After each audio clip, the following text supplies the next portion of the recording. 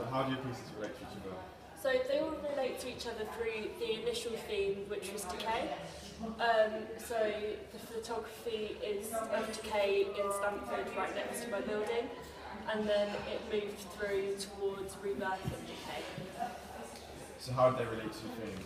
So because my theme was like rebirth and decay, for instance, the angel quite often represents like eternal life. And then looking at George O'Keeffe, I was working with female anatomy, which is rebirth. And then obviously the decay is from death.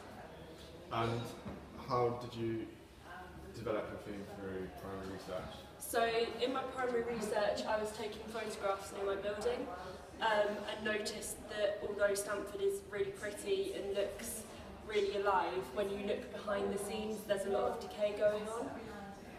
So I wanted to look into that and how things eventually degrade, including your life, and how people just don't notice it happening. So that was, I used photography as my main primary research. And which artists, designers, art movements, theories? So I used a lot of colour theory, but I also, in my textiles, referenced Raphael Hefty, who was in an exhibition at the Nottingham Contemporary. And I referenced him through his use of colour and almost creationism by just processes and trying to make a view of the universe and the creation of the universe. So I wanted to use that in a way that would show the rebirth and eternal rebirth of things in the universe like stars. I also looked at O'Keeffe for the colours and the imagery of the background in my painting. Did you have any aspects of that were process-led? So process-led was mainly my textiles. It was a process that I'd never tried before, using powdered dyes and scattering them in certain areas, which is quite difficult when you add the water because you don't actually know how it's going to turn out.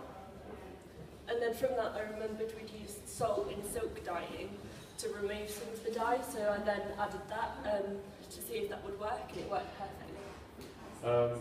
Based on feedback and experience gained, how did you improve your exhibition?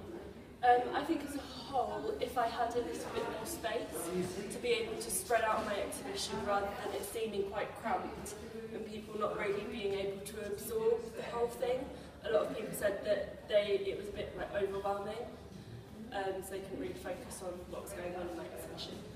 And how do you see your practice improving? So I'm going on to do a fine art degree, so I want to continue exploring in a way that I would continue with lots of different techniques and different practices in order to make new outcomes.